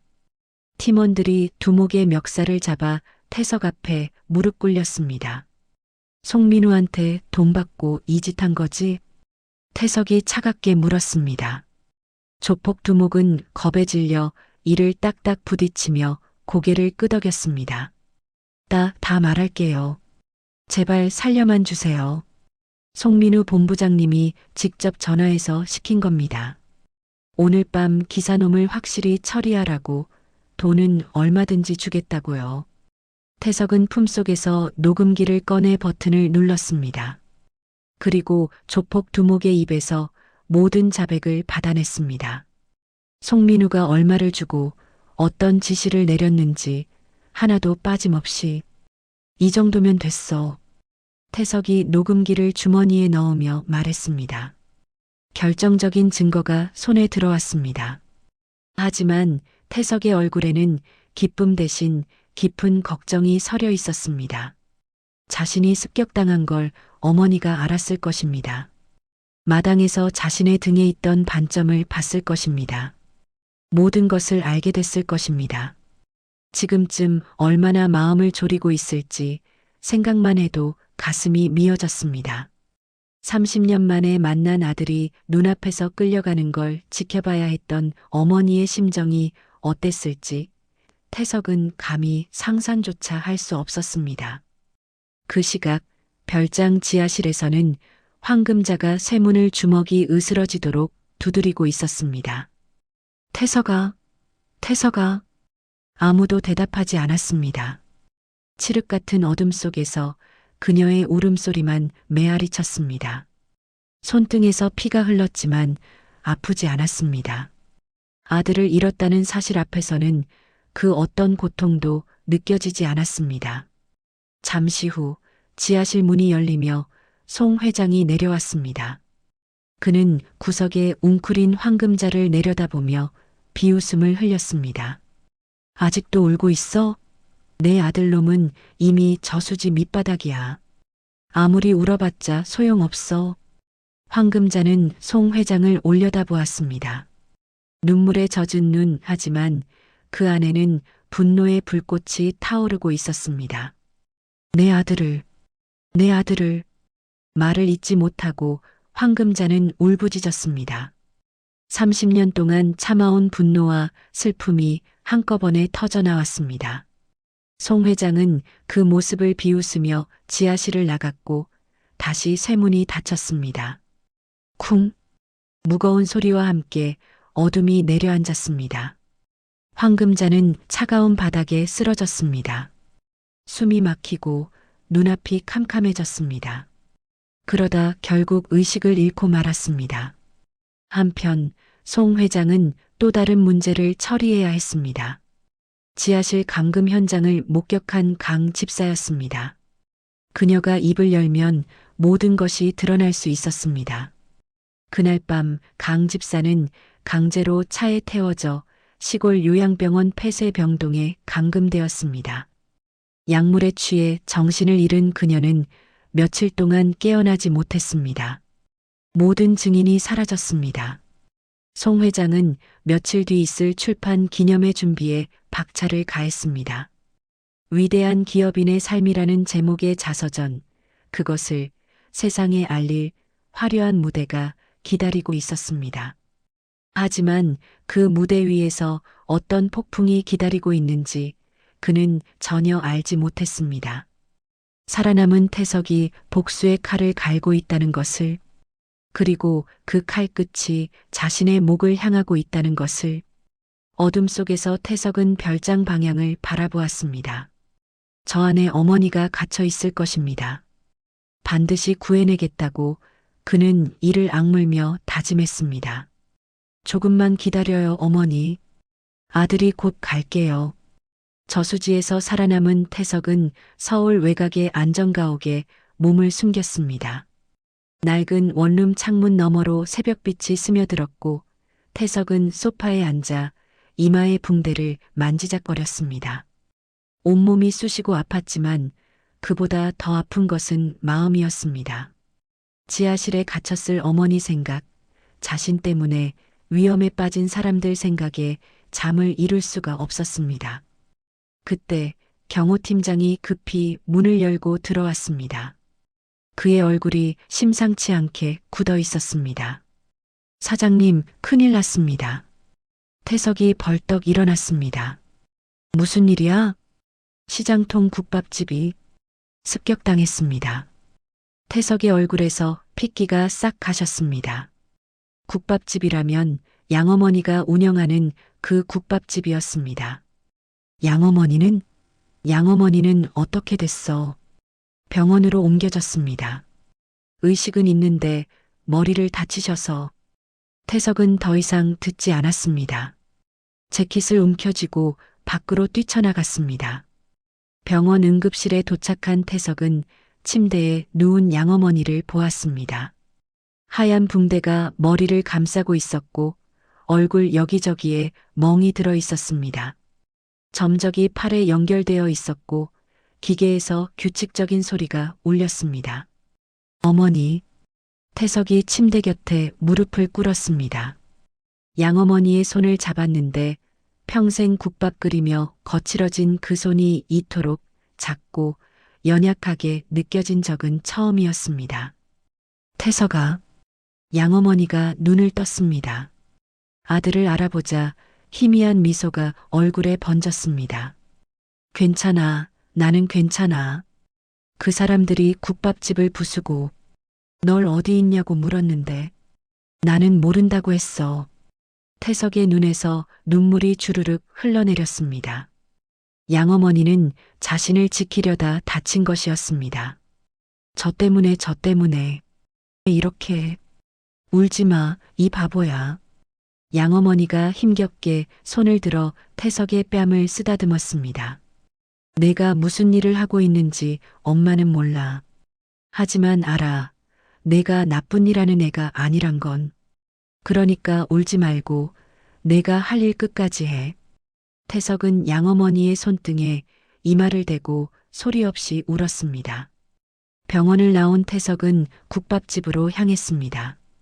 거리에 들어서자마자 참혹한 광경이 눈에 들어왔습니다. 유리창은 산산조각이 났고 간판은 바닥에 나뒹굴고 있었습니다. 어릴 적 양어머니 손을 잡고 드나들던 그 문은 경첩이 뜯겨져 비스듬히 걸려 있었습니다. 안으로 들어가자 더 심했습니다. 가마솥이 뒤집어져 있었고 식탁은 부서졌으며 벽에는 붉은 페인트로 욕설이 휘갈겨져 있었습니다. 천장에 매달려 있던 양어머니의 자랑이었던 수십 년 묵은 손때 묻은 나무 국자가 바닥에 두 동강이 나 뒹굴고 있었습니다. 평생을 바쳐 일군 양어머니의 삶이 하룻밤 사이에 폐허가 되었습니다. 태석은 뒤집어진 가마솥 앞에 주저앉았습니다. 이 가마솥에서 양어머니가 얼마나 많은 국밥을 끓였던가. 새벽 4시면 일어나 사골을 푹 고아 육수를 우리고 밥을 짓고 손님 한 명 한 명에게 정성을 담아 음식을 내놓았습니다. 태석이 학교 다닐 때 반찬값이 없으면 양어머니는 자신은 굶으면서도 태석 도시락에는 꼭 고기를 넣어 주었습니다. 손님이 적은 날이면 가게 구석에서 숙제하는 태석 곁에 앉아 어깨를 두드려 주던 그 따스한 손길이 떠올랐습니다. 그 모든 것이 한순간에 사라졌습니다. 내 잘못이야. 전부 다 내 잘못이야. 태석이 바닥에 주저앉아 머리를 감싸 쥐었습니다. 복수하겠다고 뛰어들었는데 정작 피해를 보는 건 사랑하는 사람들이었습니다. 양어머니가 다쳤고 친어머니는 지하실에 갇혀 있고 강 집사는 어디론가 끌려갔습니다. 자신이 시작한 싸움 때문에 모든 것이 엉망이 되었습니다. 안전가옥으로 돌아온 태석은 화장실 거울 앞에 섰습니다. 거울 속에는 피투성이가 된 자신의 얼굴이 비쳤습니다. 이마에 붕대, 뺨에 멍, 그리고 텅 빈 눈. 갑자기 참을 수 없는 분노가 치밀어 올랐습니다. 태석은 주먹을 거울에 내리쳤습니다. 쨍그랑 유리가 깨지며 사방으로 흩어졌습니다.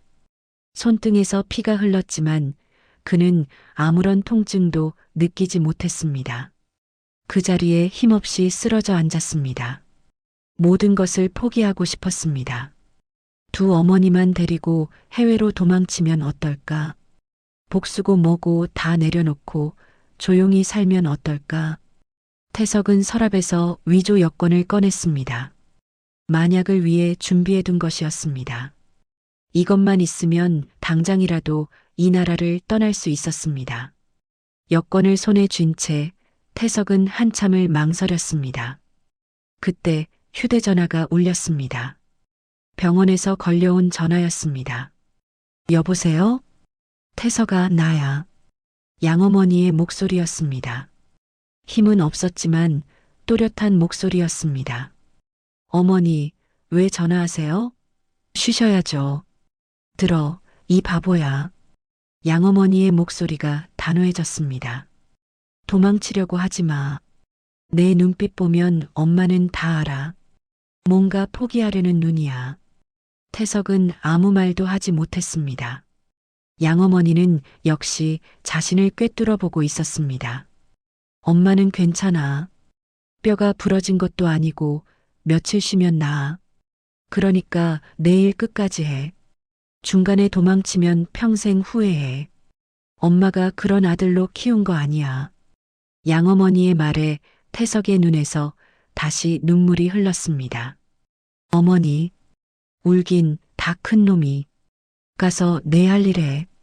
그리고 다 끝나면 와서 국밥 한 그릇 말아줄게. 알았지? 전화가 끊겼습니다. 태석은 휴대전화를 귀에 댄 채 한참을 움직이지 못했습니다. 그리고 천천히 손에 쥔 위조 여권을 내려다보았습니다. 잠시 망설이더니 그것을 반으로 찢었습니다. 그리고 다시 찢고 또 찢어서 산산조각을 냈습니다. 도망치지 않겠습니다. 끝까지 가겠습니다. 태석은 자리에서 일어났습니다. 깨진 유리 조각을 치우고 흐르는 피를 닦았습니다. 그리고 옷장에서 깔끔한 정장을 꺼내 입었습니다. 거울에 비친 자신을 바라보았습니다. 멍든 얼굴이었지만 눈빛만은 다시 살아있었습니다. 기다려라, 송재학. 태석이 낮게 중얼거렸습니다. 눈에는 도끼가 서려 있었습니다. 내 인생에서 가장 화려한 날, 그날을 내 무덤으로 만들어주겠다. 출판 기념회가 이틀 앞으로 다가왔습니다. 태석은 마지막 준비에 들어갔습니다. 먼저 검찰에 익명으로 제보했습니다. 30년 전 살인 교사 증거와 최근 자신에 대한 살인 미수 증거를 함께 보냈습니다. 검찰은 즉각 수사에 착수했고 출판 기념회 당일 체포영장을 집행하기로 했습니다. 경호팀도 재배치했습니다. 요양병원에 갇힌 강 집사를 구출할 팀, 지하실의 황금자를 구할 팀, 그리고 행사장에서 자신과 함께할 팀으로 나누었습니다.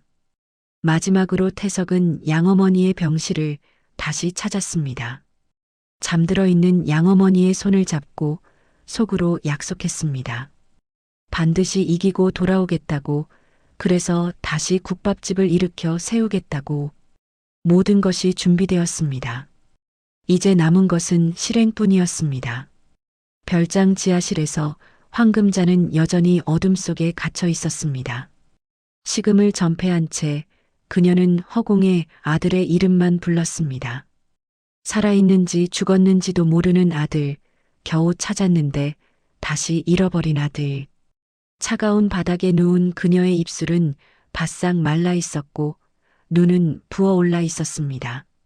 하지만 그녀는 포기하지 않았습니다. 아들이 살아있을 거라고, 반드시 다시 만날 수 있을 거라고 믿었습니다. 그리고 그녀는 몰랐습니다. 그 아들이 지금 자신을 구하러 오고 있다는 것을. 운명의 날이 밝아오고 있었습니다. 드디어 그날이 밝았습니다. 경기도 별장의 야외 정원에는 아침부터 분주한 움직임이 이어졌습니다. 대형 천막이 세워지고 수백 개의 조명이 설치되고 붉은 카펫이 깔렸습니다. 위대한 기업인의 삶이라고 적힌 현수막이 바람에 펄럭였고 케이터링 업체 직원들이 샴페인과 음식을 세팅했습니다. 송 회장의 자서전 출판 기념회. 정재계 유명 인사 수백 명이 초청된 화려한 자리였습니다. 오후 5시 하객들이 속속 도착하기 시작했습니다. 검은 정장을 차려입은 사업가들, 화려한 드레스의 귀부인들, 카메라를 든 기자들, 모두가 송 회장을 축하하기 위해 모여들었습니다. 단상 위에 선 송 회장은 득의양양한 표정이었습니다. 검은 턱시도에 붉은 장미 코사지, 그 어느 때보다 당당한 모습이었습니다. 그의 곁에는 아들 송민우가 서 있었고 둘은 연신 하객들과 악수를 나누며 웃음꽃을 피웠습니다. 아버지, 오늘 정말 대단하십니다. 송민우가 아버지에게 속삭였습니다. 송 회장은 흡족한 미소를 지었습니다. 모든 것이 완벽했습니다. 방해꾼은 저수지 밑에 가라앉았고 입 다물어야 할 사람들은 모두 처리했습니다. 오늘은 자신의 성공을 세상에 알리는 날이었습니다. 신사숙녀 여러분, 오늘 이 자리에 참석해 주셔서 진심으로 감사드립니다. 송 회장이 마이크를 잡았습니다. 박수 소리가 정원 가득 울려 퍼졌습니다. 저는 오늘 제 인생의 여정을 담은 자서전을 여러분께 선보이게 되어 무한한 영광으로. 바로 그 순간이었습니다. 쾅! 행사장 정문이 굉음과 함께 열렸습니다. 모든 사람의 시선이 그쪽으로 쏠렸습니다. 문 사이로 검은 정장 차림의 남자들이 일렬로 들어서고 있었습니다. 맨 앞에 선 사람을 본 송민우의 얼굴이 창백하게 질렸습니다.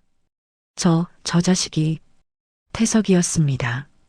이마에는 아직 붕대가 감겨 있었지만 그의 걸음걸이는 당당했습니다. 완벽하게 다린 검은 정장, 반짝이는 구두, 그리고 얼음장처럼 차가운 눈빛. 그의 뒤로는 수십 명의 검찰 수사관들이 따르고 있었습니다. 잠깐, 저자가 왜? 송 회장의 말이 채 끝나기도 전에 수사관들이 행사장 출입구를 모두 봉쇄했습니다. 누구도 밖으로 나갈 수 없게 되었습니다. 태석이 단상을 향해 성큼성큼 걸어왔습니다. 하객들이 양옆으로 물결처럼 갈라졌고 웅성거림이 파도처럼 번져나갔습니다. 경호원들, 저자를 당장 끌어내. 송 회장이 고함을 질렀습니다. 하지만 아무도 움직이지 않았습니다. 경호원들은 이미 검찰의 협조 요청을 받은 상태였습니다. 태석이 단상 위로 올라섰습니다. 송 회장의 손에서 마이크를 단숨에 빼앗았습니다. 신사숙녀 여러분, 태석의 목소리가 스피커를 통해 정원 전체에 울려 퍼졌습니다. 오늘 이 자리에서 진짜 이야기를 들려드리겠습니다. 위대한 기업인이 아닌 살인자의 이야기를요. 하객들 사이에서 비명 섞인 탄성이 터졌습니다. 카메라 플래시가 미친 듯이 터지기 시작했습니다. 그때 휠체어를 탄 노인 한 명이 수사관의 부축을 받으며 행사장 앞으로 나섰습니다. 강 집사였습니다. 창백한 얼굴이었지만 눈빛만큼은 불꽃처럼 타오르고 있었습니다. 저 여자는 어떻게? 송 회장의 목소리가 떨렸습니다. 요양병원에 가둬놓은 강 집사가 어떻게 여기 있는 건지 이해할 수 없었습니다. 강 집사가 손가락으로 송 회장을 가리켰습니다. 30년 전 저 사람이 사모님의 전 남편을 죽음으로 몰아넣었습니다. 횡령 누명을 씌우고 스스로 목숨을 끊게 만들었어요. 강 집사의 외침이 정원 가득 울려 퍼졌습니다. 하객들의 얼굴에 경악이 번졌습니다. 태석이 손짓하자 대형 스크린의 화면이 바뀌었습니다. 30년 전 친부 살인 지시 각서가 화면 가득 떴습니다. 그리고 스피커에서 녹음된 음성이 흘러나오기 시작했습니다. 시장통에 있는 그 아들놈을 당장 쥐도 새도 모르게 파묻어버려. 송 회장 자신의 목소리였습니다. 하객들 사이에서 비명이 터졌습니다. 이어서 또 다른 녹음이 재생되었습니다. 송민우 본부장님이 직접 돈을 주면서 그 기사놈을 없애버리라고 했습니다. 조폭 두목의 자백이었습니다. 송민우의 얼굴이 하얗게 질렸습니다. 이건 조작이야. 다 거짓말이라고. 송민우가 발버둥 쳤지만 아무도 그의 말을 듣지 않았습니다. 그는 뒷문을 향해 도망치려 했습니다. 하지만 채 세 걸음도 가지 못했습니다. 어딜 가시려고요? 수사관 2명이 송민우의 양팔을 붙잡았습니다. 순식간에 바닥에 무릎이 꿇렸습니다. 살인교사 및 감금 혐의로 긴급 체포합니다. 은색 수갑이 송민우의 손목에 채워졌습니다. 카메라 플래시가 일제히 터졌습니다. 송 회장도 더 이상 버틸 수 없었습니다. 수사관들이 그의 양팔을 꺾어 잡았고 차가운 수갑이 그의 손목을 감쌌습니다. 내가 누군지 알아? 내가 누군지 알고 이러는 거야. 송 회장이 발악했지만 소용없었습니다. 조금 전까지 위대한 기업인이라 불리던 남자가 이제는 살인 교사범으로 끌려가고 있었습니다. 태석은 수갑찬 송 회장을 차갑게 내려다보았습니다. 30년입니다. 당신이 내 아버지에게 씌운 누명, 내 어머니에게 강요한 침묵, 그 모든 것의 대가를 오늘 치르는 겁니다. 송 회장의 눈이 휘둥그레졌습니다. 내가 그 아이였어? 태석은 대답하지 않았습니다. 대신 몸을 돌려 저택 안쪽으로 뛰었습니다. 아직 구해야 할 사람이 남아 있었습니다. 지하실 입구에 도착한 태석은 굳게 잠긴 쇠문 앞에 섰습니다. 경호팀원이 건넨 대형 해머를 양손으로 움켜쥐었습니다. 쾅! 쾅! 쾅! 거친 숨을 몰아쉬며 해머를 내리쳤습니다. 손바닥이 찢어지는 것 같았지만 멈출 수 없었습니다. 몇 번의 타격 끝에 쇠문이 휘어지더니 마침내 떨어져 나갔습니다. 캄캄한 지하실 안으로 플래시 불빛이 비쳤습니다. 구석에 웅크린 사람이 보였습니다. 황금자였습니다. 며칠간 식음을 전폐한 그녀는 초췌하기 그지없었습니다. 부어오른 눈, 갈라진 입술, 힘없이 늘어진 팔다리. 손등에는 쇠문을 두드리다 생긴 상처가 검붉게 굳어 있었습니다. 하지만 눈을 떴을 때 그녀의 눈동자의 생기가 돌아왔습니다. 석! 황금자의 목소리가 갈라졌습니다. 죽은 줄 알았던 아들이 눈앞에 서 있었습니다. 꿈인가 싶어 눈을 비볐습니다. 하지만 아들은 사라지지 않았습니다.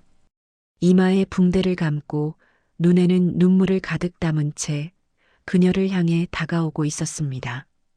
태석이 무릎을 꿇고 어머니를 품에 안았습니다. 30년 만의 포옹이었습니다.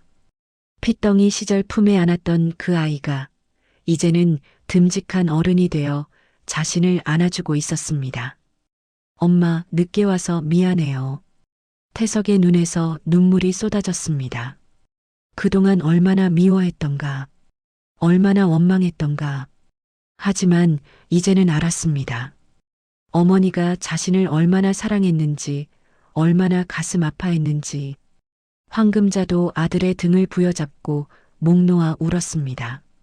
등덜미의 그 반점, 30년 전 핏덩이의 등에 있던 바로 그 초승달 반점을 손끝으로 쓰다듬으며 내 아들, 내 아들. 황금자가 울먹였습니다. 30년간 품어왔던 그리움이, 죄책감이, 사랑이 한꺼번에 쏟아져 나왔습니다. 한 번도 안아보지 못한 세월, 한 번도 불러보지 못한 이름, 그 모든 것이 눈물이 되어 흘러내렸습니다. 울지 마요, 엄마. 이제 다 끝났어요. 태석이 어머니의 등을 토닥이며 말했습니다. 황금자는 고개를 저으며 울음을 멈추지 못했습니다. 미안해. 엄마가 미안해. 널 지켜주지 못해서. 아니에요. 엄마는 저를 살리기 위해 지옥을 견딘 거잖아요. 그걸 이제야 알았어요. 모자는 한참 동안 서로를 껴안은 채 울었습니다. 차가운 지하실에 따스한 눈물이 스며들었습니다. 밖에서는 여전히 혼란이 계속되고 있었습니다. 수갑을 찬 송 회장 부자가 경찰차에 실려가고 기자들의 카메라가 쉴 새 없이 터졌습니다. 화려했던 출판 기념회는 몰락의 현장으로 바뀌었습니다. 하지만 태석의 귀에는 아무것도 들리지 않았습니다. 오직 품 안의 어머니, 30년 만에 다시 만난 어머니의 심장 소리만이 들렸습니다. 그 소리가 태석에게는 세상에서 가장 아름다운 음악이었습니다. 한 달이 흘렀습니다. 법원 방청석 맨 뒷자리에 태석이 조용히 앉아 있었습니다. 앞쪽에는 수의를 입은 송 회장과 송민우가 피고인석에 서 있었습니다. 한때 재계를 호령하던 위풍당당한 모습은 온데간데 없고 초라하게 늙어버린 두 남자만이 남아 있었습니다. 피고인 송재학에게 무기징역을 선고합니다. 피고인 송민우에게 징역 25년을 선고합니다. 판사의 선고가 떨어졌습니다. 방청석 여기저기서 탄식과 웅성거림이 터져 나왔습니다. 송 회장은 고개를 떨구었고 송민우는 억울하다며 고함을 질렀지만 법정 경위들에게 끌려나갔습니다. 태석은 그 모습을 끝까지 지켜보았습니다. 복수는 완성되었습니다. 아버지의 원한을 풀었고 어머니를 지옥에서 꺼내왔습니다. 하지만 가슴속의 후련함보다는 허탈함이 더 크게 밀려왔습니다. 30년이었습니다. 너무 오래 걸렸습니다. 태석은 아무 말 없이 자리에서 일어나 법정을 빠져나왔습니다. 뒤도 돌아보지 않았습니다. 이제 그 사람들은 자신의 인생에서 완전히 지워버릴 존재였습니다. 며칠 뒤 태석은 변호사 사무실에서 서류에 서명했습니다. 송 회장의 그룹을 완전히 해체하고 모든 자산을 사회에 환원하는 서류였습니다. 부당하게 모은 재산은 원래 있어야 할 곳으로 돌아가야 했습니다. 정말 괜찮으시겠습니까? 이 정도 규모의 자산을 변호사가 조심스럽게 물었습니다. 태석은 고개를 끄덕였습니다. 더러운 돈입니다. 제 손에 남겨두고 싶지 않아요. 서명을 마친 태석은 사무실을 나섰습니다. 이제 진짜 새 출발을 할 때였습니다. 경기도 시골의 그 별장은 철거가 진행 중이었습니다. 포크레인이 담장을 무너뜨리고 지붕을 걷어냈습니다. 30년간 비밀과 고통이 묻혀있던 그 흉물스러운 건물이 한 줌 먼지가 되어 사라지고 있었습니다. 황금자와 강 집사는 나란히 서서 그 광경을 지켜보았습니다. 시원섭섭하네요. 강 집사가 중얼거렸습니다. 황금자는 말없이 고개를 끄덕였습니다. 30년간 자신을 가두었던 감옥이 무너지는 걸 보니 가슴 한구석이 뻥 뚫리는 것 같았습니다. 이제 진짜 자유예요, 사모님. 사모님이라 부르지 마요. 이제 그냥 금자 씨라고 불러요. 황금자가 웃으며 말했습니다. 강 집사도 따라 웃었습니다. 철거 현장 한쪽에는 공원 조감도가 세워져 있었습니다. 이 자리에 지역 주민들을 위한 공원이 들어설 예정이었습니다. 아이들이 뛰어놀고 노인들이 산책하는 따스한 공간으로 바뀔 것이었습니다. 어둠이 걷히고 빛이 들어오고 있었습니다. 보름 뒤 서울 외곽의 한 시장통, 골목 안쪽에 자리 잡은 작은 국밥집이 새롭게 문을 열었습니다. 깨끗하게 리모델링된 가게, 반짝이는 새간판. 간판에는 정겹게 손글씨로 어머니 국밥이라고 적혀 있었습니다. 가게 안에서는 2명의 여인이 앞치마를 두르고 바쁘게 움직이고 있었습니다. 황금자와 양어머니였습니다. 처음에 두 사람이 만났을 때 황금자는 양어머니 앞에 무릎을 꿇었습니다. 시장통 국밥집 마룻바닥에 이마가 닿도록 깊이 엎드렸습니다. 30년 동안 제 아이를 키워주셨습니다. 배고프지 않게, 외롭지 않게 반듯하게 키워주셨습니다. 평생 갚을 수 없는 은혜입니다. 황금자의 목소리가 떨렸습니다. 양어머니는 황급히 그녀를 일으켜 세웠습니다. 무슨 말씀을요? 태석이는 하늘이 내게 보내준 아들이에요. 저도 태석이 덕분에 외롭지 않게 살았어요. 내가 오히려 감사하지요. 양어머니의 눈에도 눈물이 맺혔습니다. 두 어머니는 서로를 껴안고 한참을 울었습니다. 그 눈물 속에는 원망도 질투도 없었습니다. 오직 아들을 향한 사랑만이 가득했습니다. 태석이가 어릴 때 말이에요. 밤마다 울었어요. 엄마가 보고 싶다고요. 양어머니가 옛 이야기를 꺼냈습니다. 그래서 제가 그랬어요. 내 엄마는 하늘나라에서 널 지켜보고 있다고. 언젠가 꼭 다시 만나게 해줄 거라고. 황금자의 눈에서 눈물이 주르륵 흘러내렸습니다. 그 말이 결국 진짜가 됐네요. 양어머니가 황금자의 손을 꽉 잡았습니다. 이제 같이 태석이 곁에 있어요. 우리 둘이 함께. 그날 이후 황금자는 매일 국밥집에 나와 양어머니를 도왔습니다. 처음에는 서툴렀지만 점점 손에 익어갔습니다. 대파를 다듬고 밥을 푸고 손님에게 국밥을 내어주는 일이 황금자에게는 그 어떤 호화로운 살보다 행복했습니다. 재벌가 사모님 시절에는 손에 물 한 방울 묻히지 않았습니다. 하지만 지금은 달랐습니다. 설거지통에 손을 담그고 무거운 솥을 들고 뜨거운 불 앞에 서는 일이 조금도 힘들지 않았습니다. 오히려 살아있다는 느낌이 들었습니다. 오늘도 국밥집에는 김이 모락모락 피어오르고 있었습니다. 그때 가게 문이 열리며 익숙한 얼굴이 나타났습니다. 태석이었습니다. 편안한 차림의 캐주얼 복장, 넥타이도 정장도 없는 평범한 모습이었습니다. 어머니들, 저 왔습니다. 태석이 활짝 웃으며 인사했습니다. 어린아이처럼 순수한 미소였습니다. 어서 와라, 배고프지? 얼른 앉아. 양어머니가 반갑게 맞으며 자리를 가리켰습니다. 황금자는 간 묻힌 겉절이를 맨손으로 길게 찢어 태석의 입에 넣어 주었습니다. 이거 먹어봐. 내가 담갔어. 맛있어요. 태석이 겉절이를 오물거리며 고개를 끄덕였습니다. 황금자의 얼굴에 환한 미소가 번졌습니다. 30년 동안 해보지 못한 것, 아들에게 음식을 해주는 것, 그 소박한 행복이 그녀의 가슴을 가득 채웠습니다. 양어머니가 뚝배기에 수육고기를 듬뿍 담아 태석 앞에 턱소리 나게 내려놓았습니다. 오늘은 내가 좋아하는 수육 푸짐하게 넣었다. 많이 먹어. 세 사람이 좁은 식탁에 둘러앉았습니다. 김이 모락모락 나는 국밥을 앞에 두고 함께 숟가락을 들었습니다. 맛있다. 태석이 국밥을 한 숟가락 뜨며 말했습니다. 단순한 말이었지만 그 안에는 세상 모든 행복이 담겨 있었습니다. 태석의 양복 소매 아래로 과거의 흉터가 남은 손목이 살짝 보였습니다.